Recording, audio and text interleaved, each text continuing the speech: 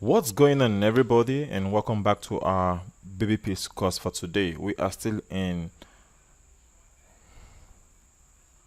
What's going on, everybody? Welcome back to our Babypips course for today. We have completed from course 1 and we are on course 7 right now. If you haven't started from course 1, please do your best possible to make sure you complete from courses 1 to course 7. Now we're on course 7, undergraduate freshman, and we are also going to complete course 7 today. And we're going to talk about carry trade. Earlier we had discussed market sentiment, trading the news, and today we are going to consider carry trade. So what is carry trade? Under carry trade we have subtopics like what is carry trade, what is a currency carry trade, know when carry trades work and when they don't, carry trade criteria and risk, summary carry trade. So without any further ado, let us continue by answering the very first question that says, what is carry trade? So to begin, as usual, let's roll the intro.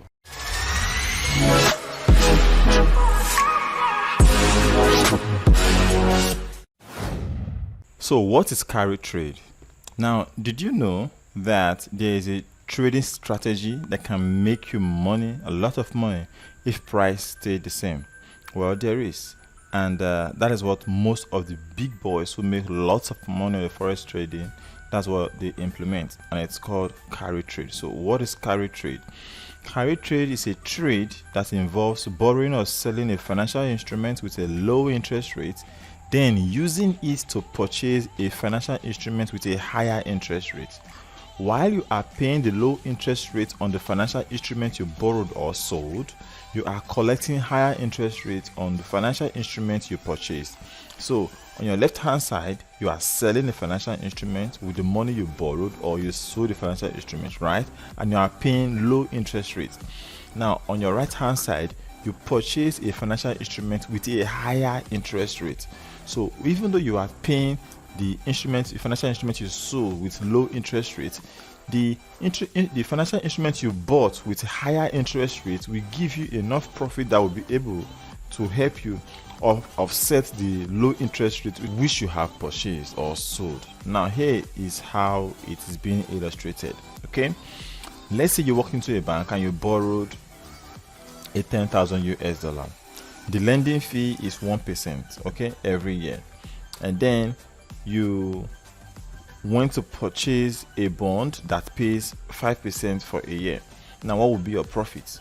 Yes, you borrow this money for 10k with 1% interest rate, okay, and then you want to purchase a bond that pays 5% per year. So if you use the profit from, let's just say, minus 1 from 5, that will give you 4. Okay, so your return on investment will be 4% every year.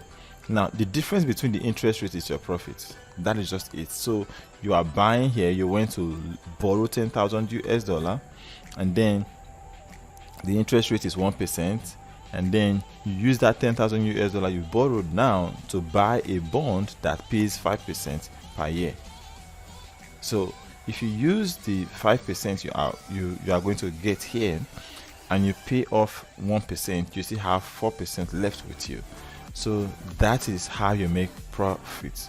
That's how you make profit, and that is how the carry trade works as well. Okay, so I think that's pretty much it.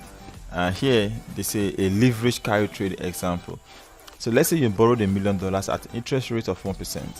The bank will not give you that $1 million without no collateral, especially cash collateral. Okay, so you have to drop a cash collateral of 10k for the bank. Now your loan is approved, so you have the cash. Then you turn around, walk across the street bank, go to another bank that pays 5% per year for saving $1 million with them.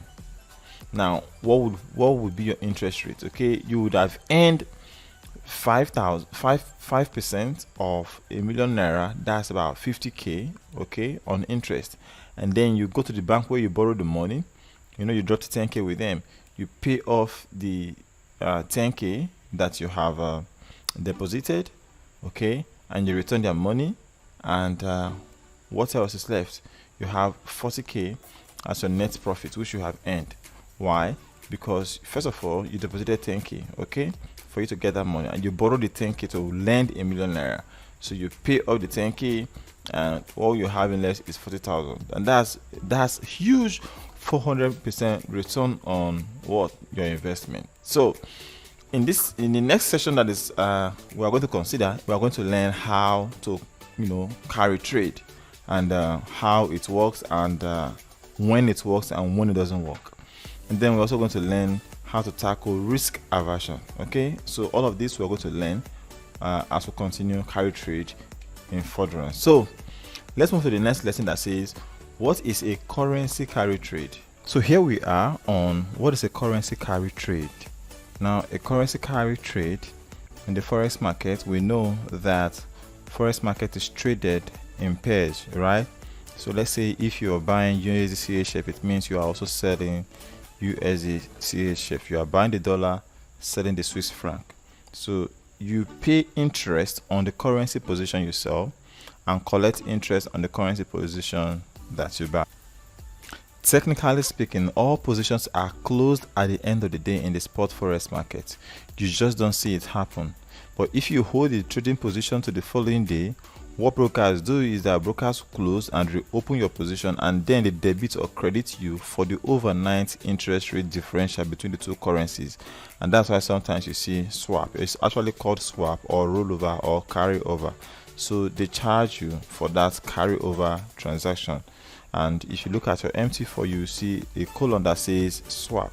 Okay, that is the interest rate that you are paying for carrying the trade overnight. Now, most forex trading is margin based, meaning that you only have to put up a small amount of money in your position, and then your broker will have to put up the rest. Many brokers ask as little as 1 or 2% for a position. Now let's take some example of currency carry trade. Now this is Mr. Joe. He's a new forex trader, a newbie forex trader, and he's having his birthday party coming up, and his parents gave him $10,000 to buy sweet. And then he walks up to a bank to open up a savings account, and the bank manager told him, Joe, if you save up your 10k with us for a year and you don't touch it, at the end of the year we're going to give you 1%. Okay, and Joe thought to himself, what is 1% of 10,000 US dollar? It's just $100 in a year. He said, no man, that sucks. And Joe, because he has been learning and studying from babypips.com, School of Pipsology, he knows a better way to invest his money.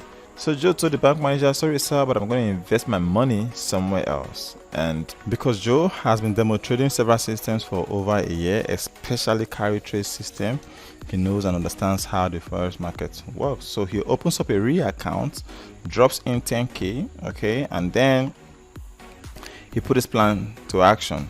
Joe finds a currency pair whose interest rate differential is 5% plus, and he purchases a total financial security or financial instrument worth 100,000 of that pair. Now, since his broker requires a 1% deposit of that position, they hold 1,000 in margin, that is 100 to ratio 1 leverage. So Joe now controls 100,000 worth of the currency pair that is receiving 5% a year in interest. Now, one of three things can happen to Joe if he does nothing to that account in a year. The first thing is this: the currency position loses value. If the currency position loses value, the currency pair Joe buys drops like a rock in value. Okay, the loss it will bring to his account will make him lose the position of 1,000 in margin. Now, another thing that can happen is this: the pair ends up at the same exchange rate at the end of the year. In this case, Joe did not gain or lose any value on his position, but he collected a 5% interest in the 100,000 position. That means on interest alone, Joe made 5k off of his 10k account. That's a 50% gain. Sweet, right? Now, the third thing that can happen is the currency position gains value. Now, Joe's pair shoots up like a rocket, so not only does Joe collect at least 5k in interest on his position, but he also takes home any gains, and that will be a nice present to himself for the next birthday, whatever he wants to do with the money. Okay, So let's now see an example of what we just talked about. Now, because of a 100 to ratio 1 leverage, Joe has the potential to earn a 50% per annum from his 10K account. Now, here's an example of what we're talking about. If Joe buys AUD JPY, the interest rate differential is 4.40%. So at the end of the year, Joe will grab 4.50%, okay, for these sales. Now, if Joe, on the other hand, sells AUD JPY, okay, the interest rate differential is negative 4.40. So he has to pay 4.50 from shorting AUD position, okay. So if you sold AUD a year, you would earn the negative carry of 4.40%, okay. Again, this is a generic example of how the carry trade works. So I believe it is simple. So let's move to the next lesson that says know when carry trade works and when they don't. Okay guys, so here we are on know when carry trade work and when they don't. So when do carry trades works? They do work when investors feel less risky and optimistic enough to buy a high yielding currency and sell a lower yielding currency. It is like having a glass of water, okay, the glass is filled with water halfway, okay, but you're excited, you know, in the future, okay, you're going to have a full glass of water. However, on the other hand, you might also feel, you know, unexcited about that because you think the half glass of water might, you know, go empty in future. So that's just how investors react when it comes to buying or not buying a currency. If they feel that they are safe with it, if they are very comfortable with the currency pair they want to buy, they go ahead when it comes to carry trade. But if they're not comfortable, they don't go ahead. So what makes them comfortable is economic conditions. The economic outlook of the currency pair they want to buy might be positive. So because of the economic outlook, even though the glass of water is half, just because they see ahead that things will get better, bank might raise interest rates, okay, and if banks raise interest rate to control inflation, even though there is inflation in the economy, the currency pair will do better. They go ahead and buy, okay. But if they don't see any optimistic outlook in the future, they don't buy that currency pair. They don't do carry trade. It doesn't work for them at that instant. Okay, so when do carry trades not work? Now, if a country's economic prospects is not looking good, nobody will take, you know, interest in that currency pair.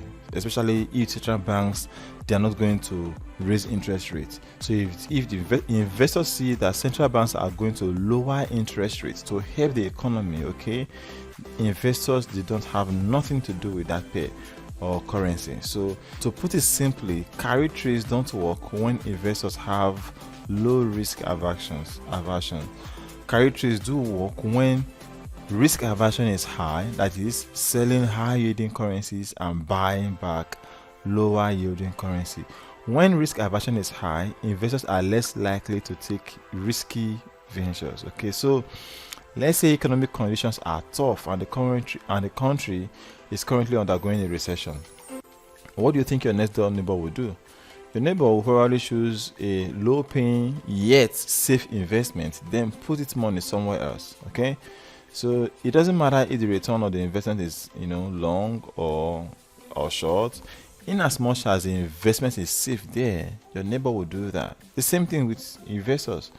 Okay, when there is a trouble in a particular given economy, let's say a high yielding currency pair is experiencing economic recession or one trouble or the other, investors pull out their money and put their money in a safe haven where they know, even though there's not going to be return on the interest, on the investment, okay, even the return on the investment is going to be very low, they don't care in as much as their principal is safe. So they pull their huge principal from the country where there is good interest rates. They put the money out of that country. Why? Because the country is undergoing a turmoil, recession, war, whatever it is. They just pull their money off and then they keep their money in the safe haven where they know that their principal sum is safe and nothing is going to happen with their money. So what they have just done in forex trading, that is called risk aversion. They are averting risk. Okay, so If you really want to know more about risk aversion, what you have to do is follow Gump's Peoplenomics article on risk aversion and how this risk aversion led to the unwinding of carry trade. So that's carry trade for you. That's when it works and when it doesn't work. Okay, and many people have countries where they move their money to just for risk aversion. Here it says when economic conditions are uncertain, investors tend to put their money in safe haven currencies that offer low interest rates like the US dollar and the Japanese yen.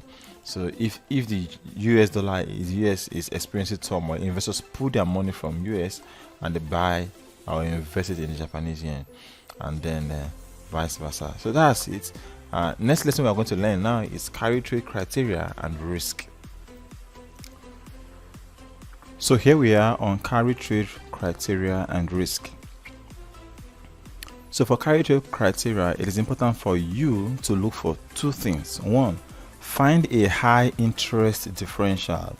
Two, find a pair that has been stable or in an uptrend in favor of the high yielding currency.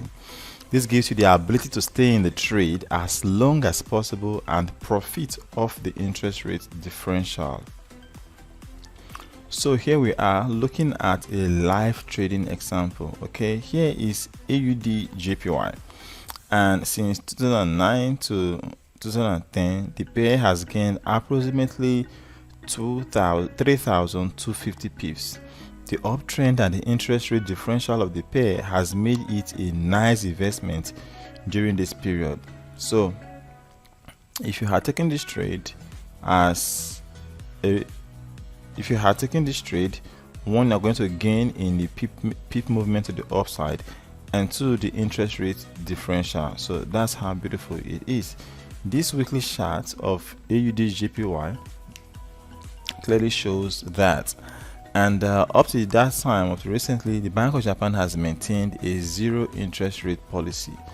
Okay, and it is still standing at 0.10% as at the time. I don't know right now. Now, zero interest rate policy, that's what the Japanese economy operates. Now, with the Reserve Bank of Australia, touting one of the higher interest rates among the major currencies at 4.50%.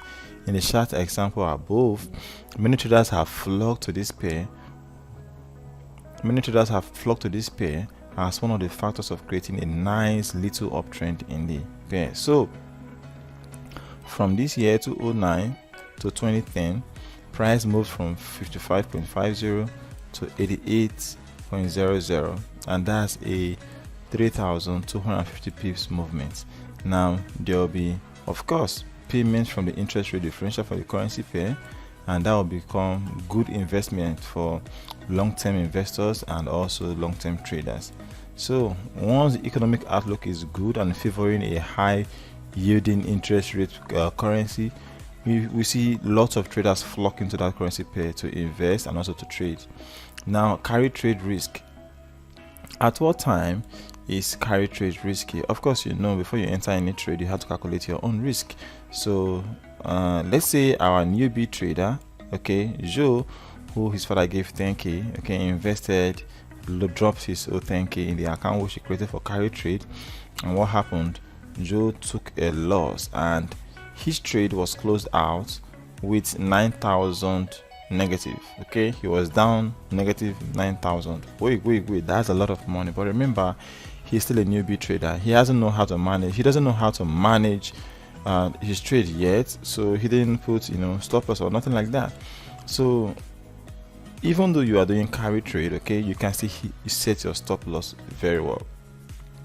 Stop losses help to prevent accounts from burning out. So you can just set your stop loss to take a hit at just 1k, and once it hits a 1,000 US dollar negative, okay, the trade is closed out and you are out of the trade, and you still have 9,000 left with to survive the market again. So that's the difference between carry trade and then carry trade criteria, carry trade risk and carry trade criteria. So next lesson is a summary excuse me Next lesson is a summary of carry trade. So let's complete this chapter. So here we are on summary carry trade. So what have we learned so far from this session? Okay, let's go. A carry trade is when you borrow one financial instrument like USD currency and use that to buy another financial instrument like JPY. So while you are paying the low interest rate on the financial instrument you borrowed or sold, you are collecting high interest rate on the financial instrument you purchased. Now your profit is the money you collect from the interest rate differential. Now this is another way to make money in the forex market without having to buy low and sell high, which can be pretty difficult to do every day. More so, carry trades work best when investors feel like taking a risk. Current economic conditions need to be good, but the outlook does not need to be positive. Now, if your country's economic prospects aren't looking too good, then nobody will be prepared to take on the risk. So, to put it simply, carry trades works best when investors have low risk aversion. Now, carry trades do not work well when risk aversion is high. So let's go. We are almost done. Now, when risk aversion is high, investors are less likely to buy high yielding currencies or likely to reduce their positions in high yielding currencies. So when economic conditions are uncertain, investors tend to put their investment in a safe haven. Now, this tends to offer low interest rate like the US dollar and the Japanese yen. Yes. So it's pretty simple to find a suitable pair to do a carry trade.